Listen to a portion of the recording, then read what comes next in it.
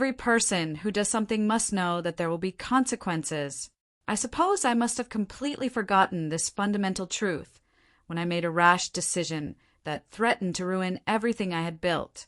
It's a tale as old as time. Really, a seemingly perfect life on the outside, hiding cracks beneath the surface, cracks that, if left unattended, can shatter everything. I had been married for almost 6 years by the time everything started to unravel. It wasn't a whirlwind romance, but it was solid, or so I thought. I met my husband, Daniel, through my well-meaning but meddling best friend, Hannah. Hannah always had this way of pushing me into situations, convinced she knew what was best for me. When it came to finding the one, she took it as her personal mission.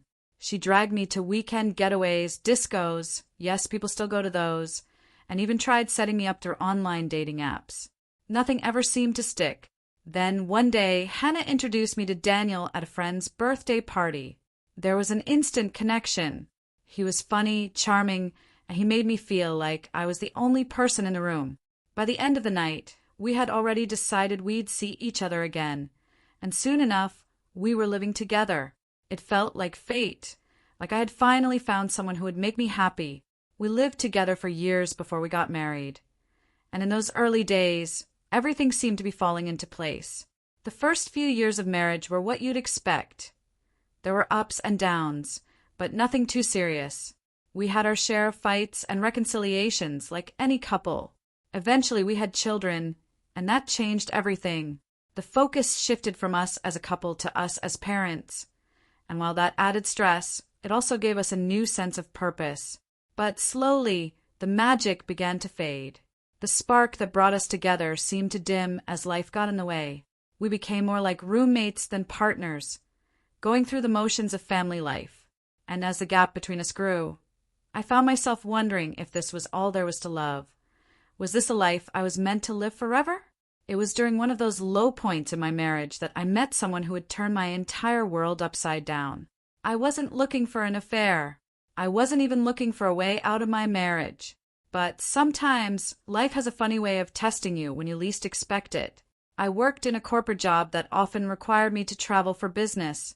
On one such trip, I was paired with a colleague, Alex, who worked for a partner organization. We had exchanged emails and phone calls in the past, but this was the first time we were traveling together. It seemed innocent enough. After all, he was just a colleague, right? We had a long drive ahead of us.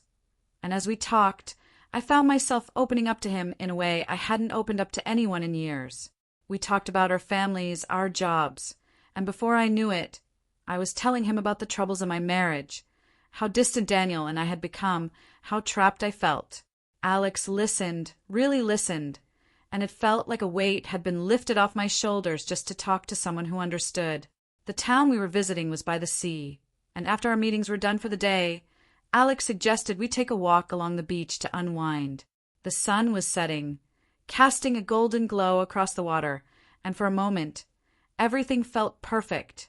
It was one of those moments that you know is dangerous, but you can't seem to pull yourself away from it.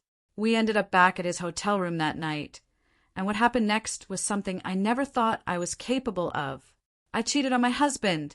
The guilt was instant, but it was also overshadowed by the thrill, the excitement of something new, something forbidden.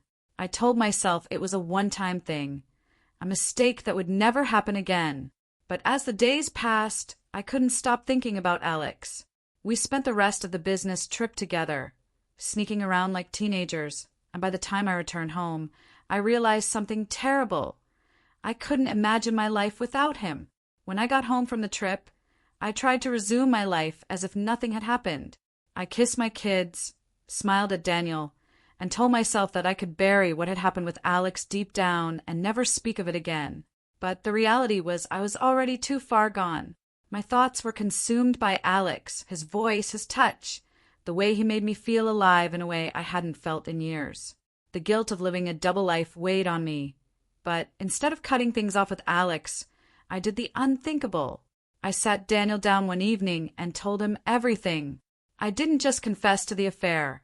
I told him that I had fallen in love with someone else, that I had already decided to leave him. Daniel was devastated. The look on his face is something I will never forget.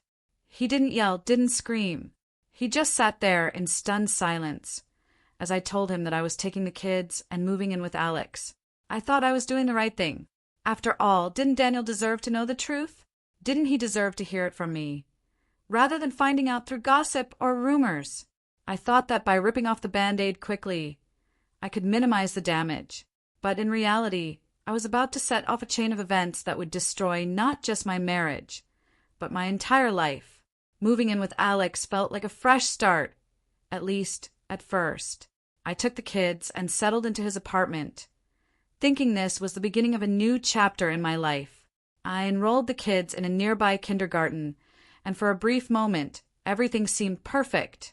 Alex and I were together, and for the first few weeks, we lived in a blissful bubble of romance and excitement.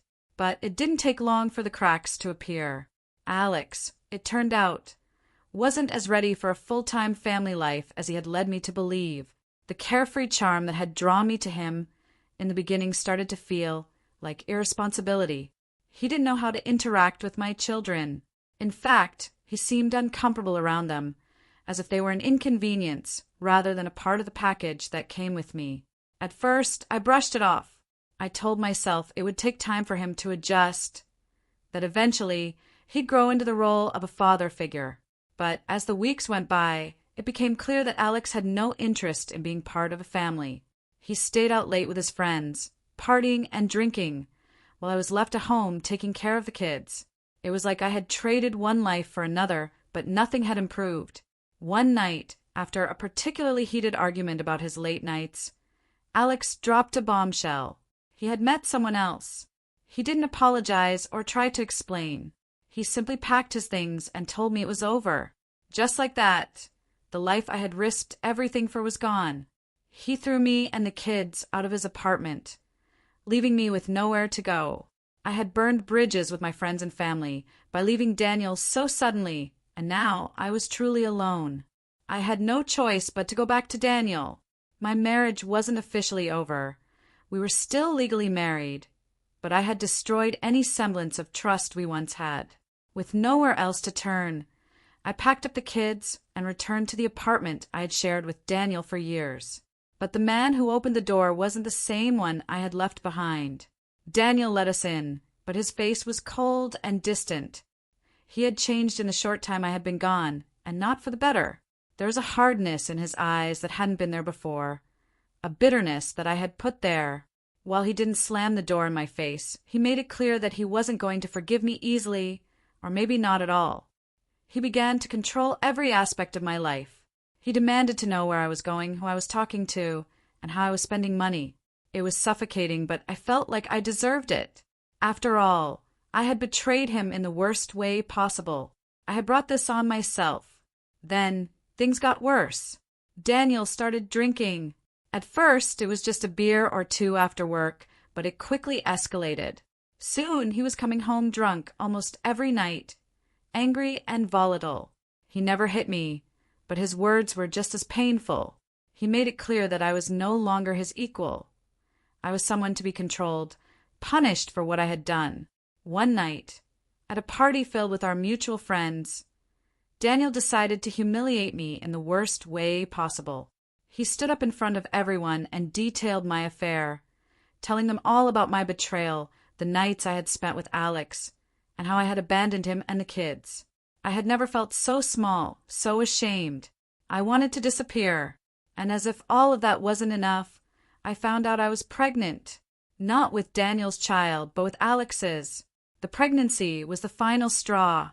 I couldn't bring another child into this mess, especially not one that was the result of my affair. I made the difficult decision to have an abortion. It wasn't something I wanted, but it felt like the only option. The procedure was complicated, and it left me physically and emotionally drained. When I told Daniel, he didn't care.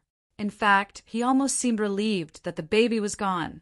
But his cruelty didn't stop there. He continued to control and humiliate me, reminding me every day of my mistakes, of how I had destroyed our family. I felt trapped. The life I had with Daniel was gone, and the future I had envisioned with Alex had crumbled before my eyes. I was stuck in a nightmare of my own making with no way out. But I knew deep down that I couldn't live like this forever. Something had to change. One day, as I sat in the apartment, contemplating the wreckage of my life, I received an unexpected phone call. It was Hannah, the friend who had introduced me to Daniel all those years ago.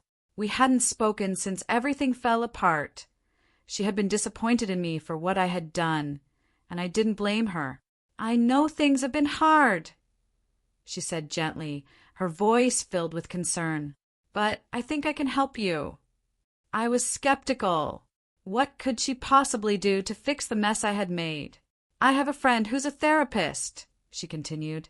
"She specializes in helping people rebuild their lives after things like this. I think it would be good for you to talk to someone."